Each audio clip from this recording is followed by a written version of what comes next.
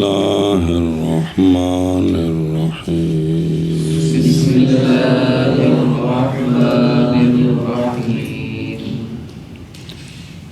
سبحان الله وبحمده سبحان الله العظيم سبحان الله وبحمده سبحان الله العظيم الصلاة والسلام عليك يا سيدي يا رسول الله الصلاة والسلام عليك يا سيدي يا رسول الله وعلى آلك وأصحابك يا سيدي يا حبيب الله وعلى آلك وأصحابك يا سيدي يا حبيب الله رب يسر ربي يسر ولا تعسر ولا تعسر وتمم بالخير وتمم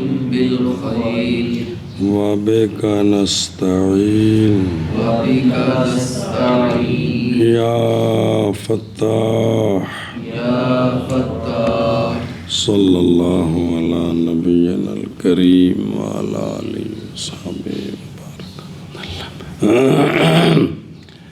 بسم الله الرحمن الرحيم بسم الله الرحمن الرحيم الحمد لله المتوحد الحمد لله المتوحد بجلال ذاته بجلال ذاته وكمال صفاته وكمال صفاته المتقدس المتقدس في نعوت الجبروت في نعوت الجبروت عن شوائب النقص عن شوائب النقص وسماته وصفاته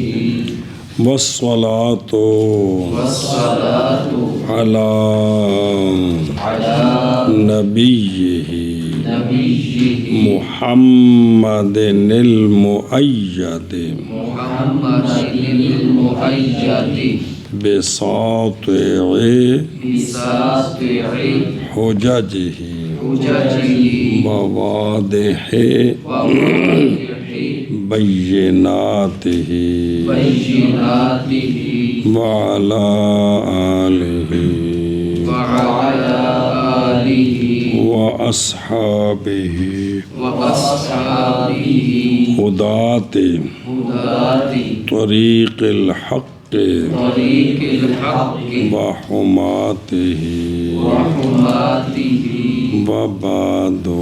وبعد. بسم اللہ.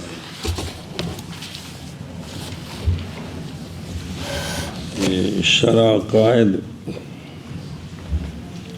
اس میں اسلامی عقائد بیان ہیں. یہ متن اور شرع کا مجموعہ ہے. علامہ نصفی کا عقائد ہے، عقائد نصفیہ، اور اس پر یہ شرح ہے علامہ سعد الدین تفتزانی کی. تعارف دونوں کا پڑھتے ہیں انشاءاللہ. یہ متن اور شرح کا مجموعہ ہے اور اس میں عقائد اسلامیہ کا بیان ہے. پہلے توحید بیان ہوگی، پھر اس کے بعد اگلے مسائل بیان ہوں گے. تو کتاب کے اندر بھی آ جائے گا. علم کلام ہے تو یہ علم العقائد ہے، لیکن کلام اس کے اندر بڑا اہم مسئلہ ہے. اس لیے اس ایک مسئلے کی وجہ سے سارے فن کا نام رکھ دیا علم الکلام. مختلف تعریفیں ہیں ایک تعریف یہ ہے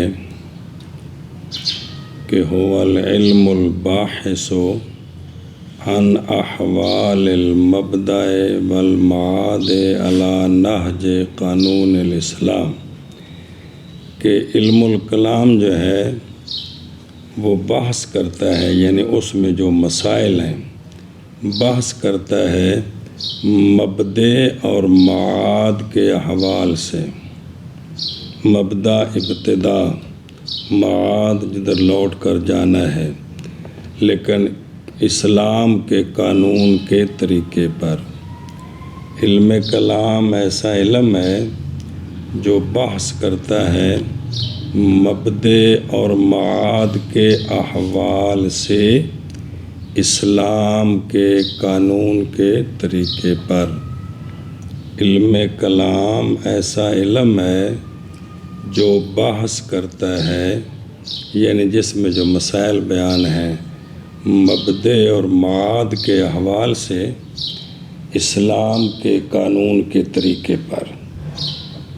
بعض نے یہ تعریف کی ہے کہ علم الکلام میں ما یفید معرفت العقائد عن ادلتها، علم الکلام وہ علم ہے جو فائدہ دیتا ہے عقائد اسلامیہ کی معرفت کا ان کے ادلہ کے ساتھ، کہ شرعی ادلہ سے عقائد اسلامیہ کون سے ہیں ان کی معرفت جو ہے وہ اس علم سے آتی ہے۔ قرآن مجید، حدیث شریف ہی مبدأ ہیں جن سے یہ ساری چیزیں ماخوذ ہوں گی، یہ کوئی اپنی طرف سے نہیں، کچھ عقلی دلائل ہوں گے شروع میں، بعد میں نہیں ہوں گے۔ تو اصل تو قرآن پاک ہے جس سے سارے عقائد حاصل ہوتے ہیں۔ الحمد سے والناس تک اگر آپ روزانہ غور کریں تو کتنے عقائد ہیں جو آپ کو سمجھ آئیں گے، جن کا ماننا فرض ہے۔ جی اگر احکام ہیں تو ان کا ماننا بھی فرض ہے، اللہ نے جو خبریں دی ہیں ان کا ماننا بھی فرض ہے، اللہ نے جو اپنی صفات بیان کی ہے ان کا ماننا بھی فرض ہے، اللہ نے جو اپنی شان بیان کی ہے وہ ماننا بھی فرض ہے، انبیاء کرام علیہ السلام کی جو شانیں بیان کی ہیں، رسول کریم علیہ السلام کی جو شان بیان کی ہے، ان سب کو ماننا فرض ہے۔ چونکہ یہ نصوص قطعی ہیں تو ان سے فرضیت ثابت ہوتی ہے، تو وہ سارے عقائد ہیں۔ تو بعض نے یہ تعریف کی ہے علم الکلام وہ علم ہے جو فائدہ دیتا ہے عقائد کی معرفت کا اپنے ادلہ سے، یعنی دلیل اور اس دلیل سے عقیدہ کیا ثابت ہوا، تو یہ بات اس فن میں بیان کی جائے گی۔ تو چونکہ یہ متن بھی ہے شرح بھی ہے تو دونوں کا تعارف۔ یہ شرح قائد جو ہے نا، شرح تو علامہ سعد الدین تفتزانی کی ہے، جو متن ہے وہ کن کا ہے؟ جی تیری کدھر گئی ہے کتاب؟ کھول چلو چلو ٹھیک ہے۔ بسم اللہ الرحمن الرحیم۔ صاحب عقائد نصفیہ، زمانی سن لینا اس کو نہیں کتاب، نام و نسب اور پیدائش، یہ جو متن ہے نا اس کے جو مصنف ہیں عقائد نصفیہ، ایک عقائد عددیہ ہے وہ علیحدہ ہے، وہ صرف متن ہے، وہ بھی اس کے بعد زندہ رہتے پڑھیں گے۔ یہ جو شرح ہے نا وہ عقائد نصفیہ کی ہے۔ نام ان کا عمر ہے، کنیت ابو حفص ہے،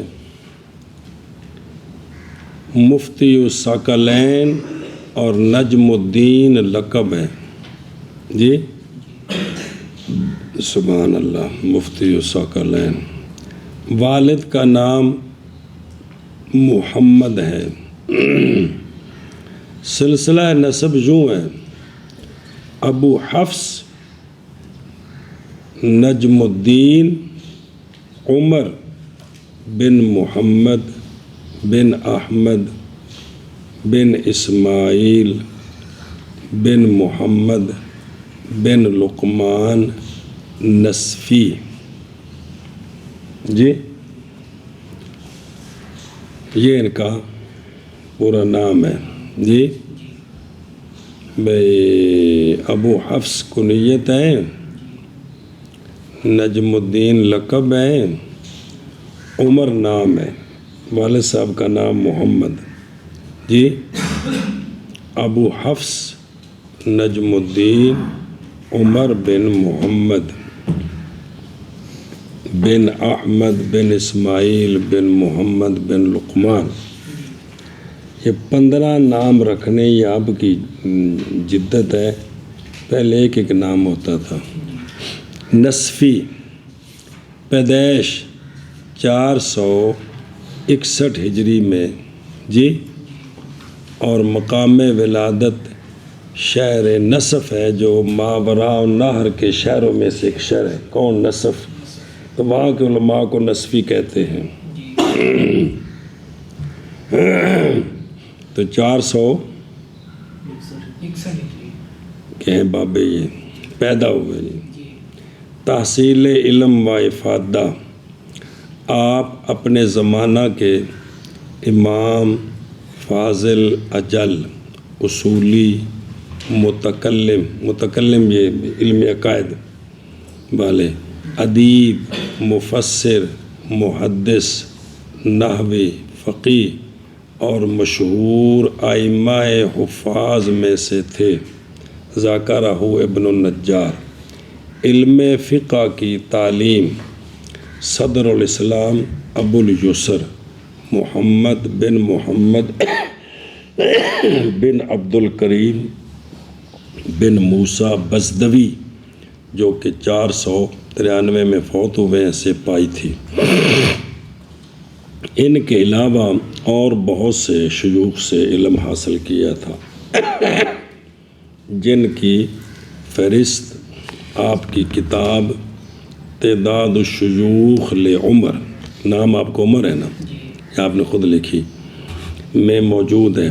آپ سے آپ کے صاحبزادے ابو اللیث احمد معروف بے مجد نصفی، صاحب ہدایہ برہان الدین علی بن ابی بکر مرغینانی اور ابو بکر احمد بن علی بن عبدالعزیز بلخی معروف بالظہیر، ابو الفضل محمد بن عبد الجلیل بن عبد الملک بن حیدر سمرقندی، احمد بن محمد موفق الدین خطیب خوارزم، احمد بن موسیٰ الکشنی، ابو عبداللہ محمد بن حسن بن محمد برہان الدین الکاسانی وغیرہ نے تعلیم حاصل کی.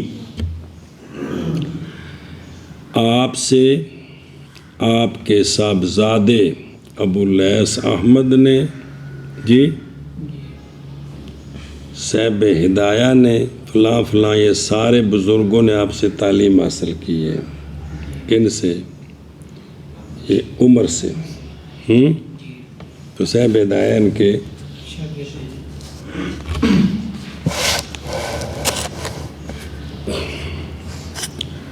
لطیفہ ملیحہ.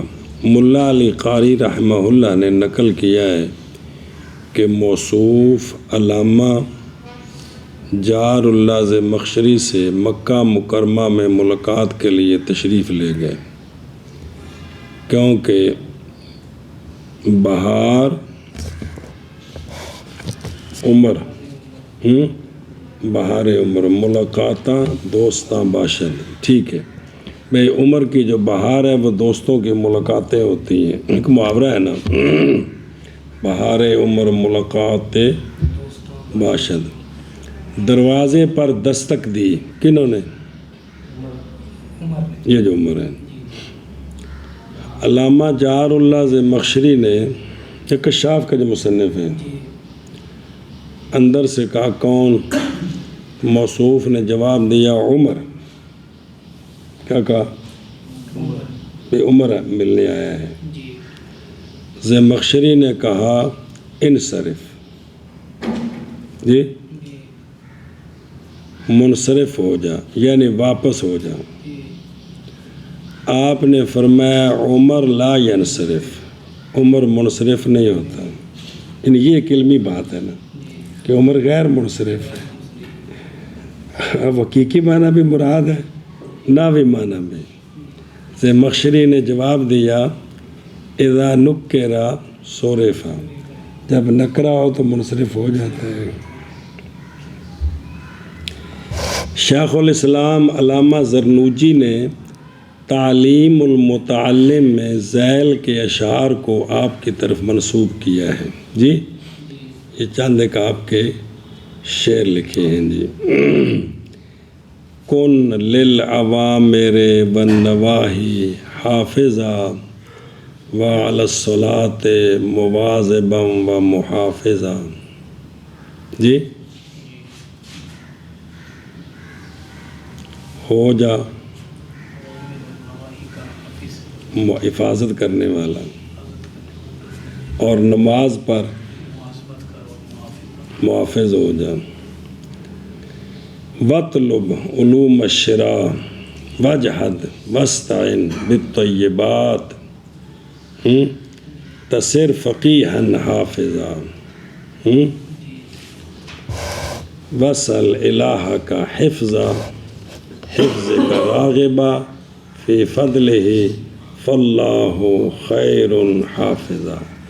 یہ چند ایک آپ کے شعر ہیں۔ ان کے صاحبزادے ابو لیث کہتے ہیں انشدنی والدی لنفسہ، سبحان اللہ۔ بسم اللہ الرحمن الرحیم۔ تصانیف، جی فقہ و تفسیر اور علم تاریخ وغیرہ میں آپ کی بہت سی تصانیف ہیں جن کی تعداد 100 کے لگ بھگ بتائی جاتی ہے۔ چند جلیل القدر تصانیف یہ ہیں: التیسیر فی علم التفسیر، آپ کی تصنیفات میں یہ سب سے زیادہ محتم بشان تصنیف ہے جو فن تفسیر کی کتب مبسوط میں مانی گئی ہے۔ اچھا جی، فی الکشف فصل الآیات بالقول و بسط فی معنی کل البسط۔ المنظومہ، یہ سب سے پہلی کتاب ہے جو علم فقہ میں نظم کی گئی ہے۔ جہاں والا آتا ہے کہ منظومہ میں یہ کہا، علامہ نسوی نے منظومہ میں آتے ہیں نا شعر، وہ یہ منظومہ ہے۔ نظم الجامع صغیر، قند فی علماء سمرقند، علم تاریخ میں بے نظیر کتاب ہے، 20 جلدوں میں بتائی جاتی ہے، ابھی چھپی نہیں ہے۔ کتاب المواقیت الاشعار بالمختار من الاشعار، یہ بھی 20 جلدوں میں ہے۔ بلے مشارع الشرائع، کتاب الشروط، طلبۃ الطلبہ، علم لغت میں ہے۔ بعض حضرات نے یہ عبد الکریم بن محمد رکن الائمہ تلمیذ صدر الاسلام کی تالیف مانی ہے۔ تاریخ بخارا، العقائد النصفیہ، علم کلام میں بہت عمدہ اور مشہور داخل درس متن ہے جس کی شروع علامہ تفتزانی وغیرہ نے لکھی ہے۔ اجالت الحبی بصفت المغربی، الفتاوی نصفیہ، کتاب النجاح فی شرح کتاب اخبار الصحاح۔ اچھا جی،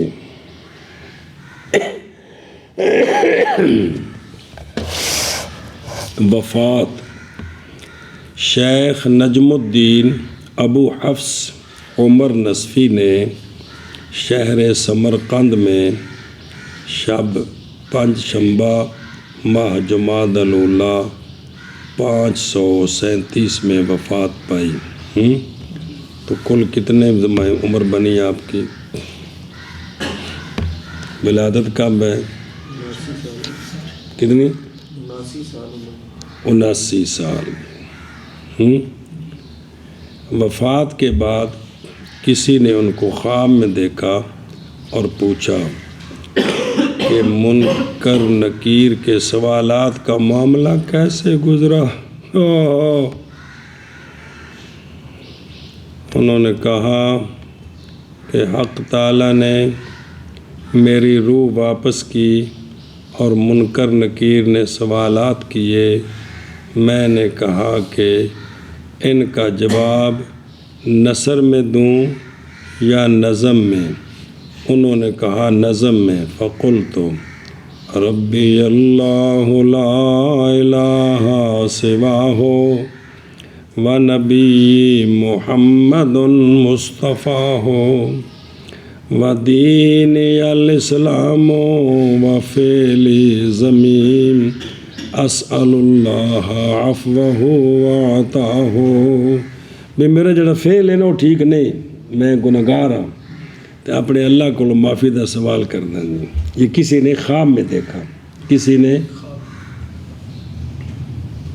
کہ آپ نے پوچھا کہ میں جواب نظم میں دوں یا، تو انہوں نے کہا نظم میں جواب دیں، تو انہوں نے یہ نظم میں ربی اللہ لا الہ سواہ ونبی محمد مصطفیٰ ودین الاسلام، 3 سوالوں کا جواب آ گئے۔